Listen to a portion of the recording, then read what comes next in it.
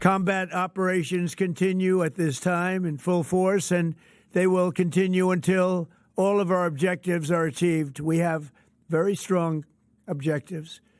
They could have done something 2 weeks ago, but they just couldn't get there. CENTCOM shared the news that 3 U.S. military service members have been killed in action. As one nation, we grieve for the true American patriots who have made the ultimate sacrifice for our nation, even as we continue the righteous mission for which they gave their lives. We pray for the full recovery of the wounded and send our immense love and eternal gratitude to the families of the fallen. And sadly, there will likely be more. Before it ends, that's the way it is. Likely be more. President Trump warning there will likely be more U.S. troops killed and wounded as part of Operation Epic Fury. We have all the angles covered to this fast-moving story, including the latest on the attacks, how Iran is responding, who is leading that country, what the Trump administration's strategy might be, the push by members of Congress to have a say in the matter, the economic impact on oil markets, and much more. Good morning and welcome to Morning Joe. It is Monday, March 2nd. We have top reporters and foreign policy and military experts assembled to start us off this Monday morning. The co-host of our 9 a.m. hour, staff writer at The Atlantic, Jonathan Lemire, is here, columnist and associate editor at The Washington Post, David Ignatius, President Emeritus of the Council on Foreign Relations, Richard Haass, decorated combat veteran and former commander of U.S. Army Europe, retired Army Lieutenant General Mark Hertling is with us, and presidential historian and Pulitzer Prize-winning author Jon Meacham joins us this morning. So why don't we really quickly, before we get into the strikes that are intensifying across the Middle East, a lot obviously happened over the weekend. We were here on Saturday morning, but even since then, so much has changed. David, why don't you give us a debrief? Like you, I was calling and speaking to people in administration this weekend, and nobody off camera is suggesting this is going to be quick or easy. They're talking about a several-step process that may take up to 6 weeks, and they start by decapitating the leadership. They move on to cut off any abilities for them to strike neighbors in the region, and that may take a while.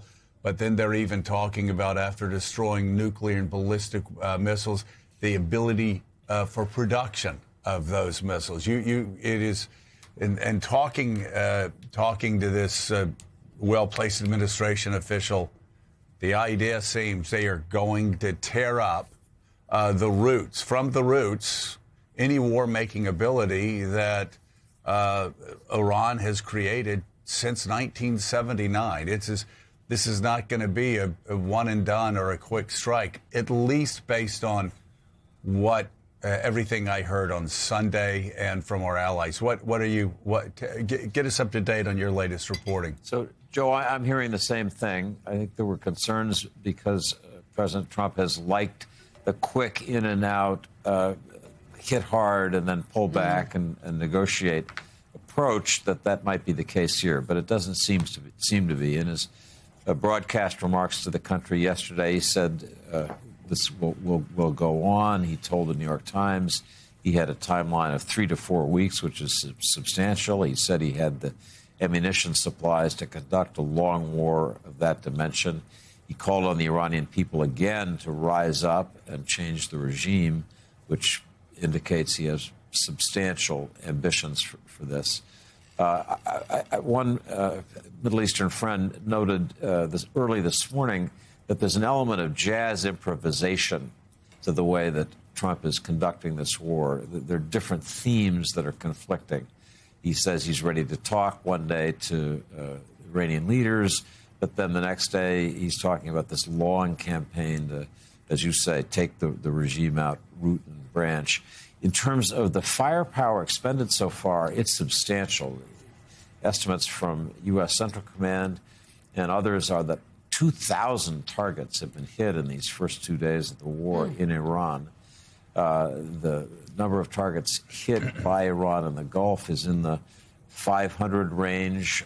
We now have a war that's expanded significantly into Lebanon as Hezbollah fires into Israel, and Israel retaliates. So when we talk about the danger of a regional war, well, we've got one. Don't worry about the danger anymore, because we actually have a regional war now. And I think the key thing, just to conclude this, Joe, is for the president to make the case to the country that the benefits of this war in terms of changing Iran, finally, after the 1979 revolution, having a more responsible country in the region, are worth all the pain.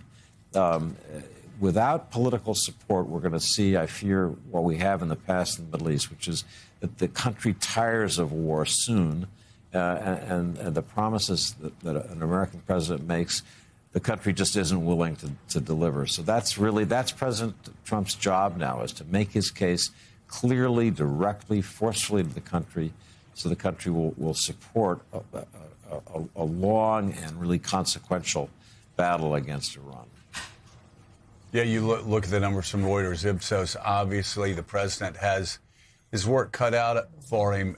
David, one thing, though, whether people supported this war or did not support this war, Stephen Erlanger, who, of course, covered Iran in the 1970s, wrote this morning for the New York Times that regardless of how you feel, this is going to be as consequential, at least in this region, as the collapse of the Soviet Union was. I think we would all agree, the people that have been following and covering Iran in the region over the decades, Iran's regime may survive, writes Erlanger, but the Middle East will be changed. The Islamic Republic, already weakened and unpopular, is now further diminished its power at home in the region at one of its lowest steps since its leaders took power during the revolution to overthrow Iran's American-backed Shah in 78 and 79. Even if the regime does not fall, which remains the stated goal of President Trump, this massive attack is likely to have strategic consequences in the Middle East comparable to the collapse of the Soviet Union. I don't think anybody that's followed the Middle East seriously for some time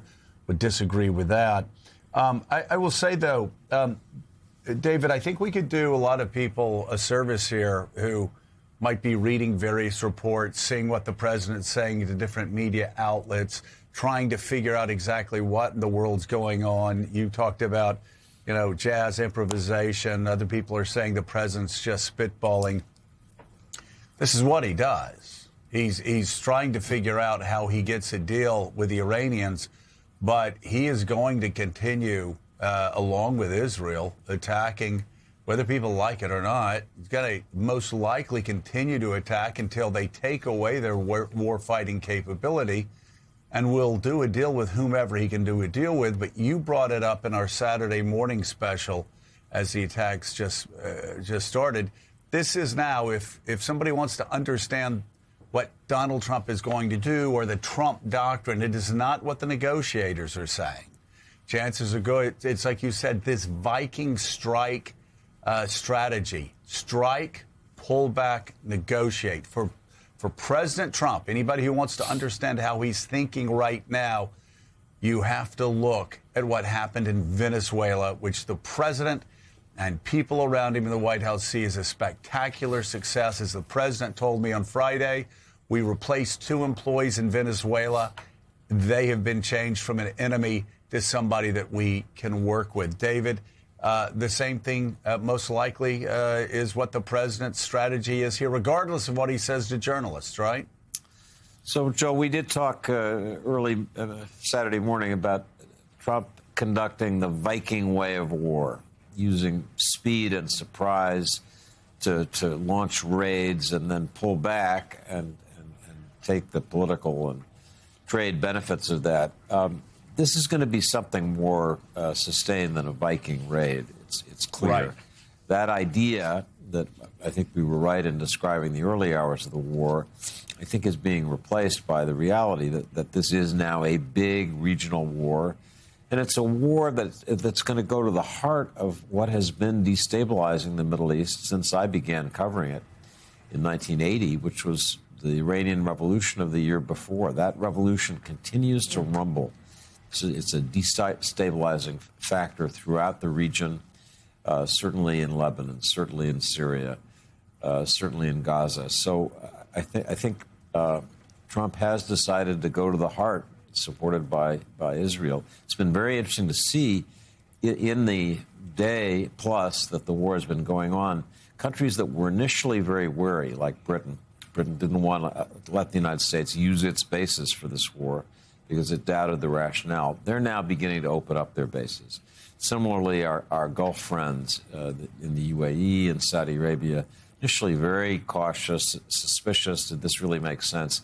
Now have decided, they're getting punched in the nose by Iran. They're getting the missiles landing at their hotels and their properties across the Gulf, and they're angry, and they're moving toward being ready to fight back. So I think the elements for support for Trump's coalition are strengthening. And as you said at the outset, this is going to be about the fundamental destabilizing nature of the Iranian regime and a broad desire in the region to change it. Well, and speaking of Great Britain, that is going to be a lingering impact of the decision of Keir Starmer not to let the president use the U.S. base in Great Britain to launch this attack.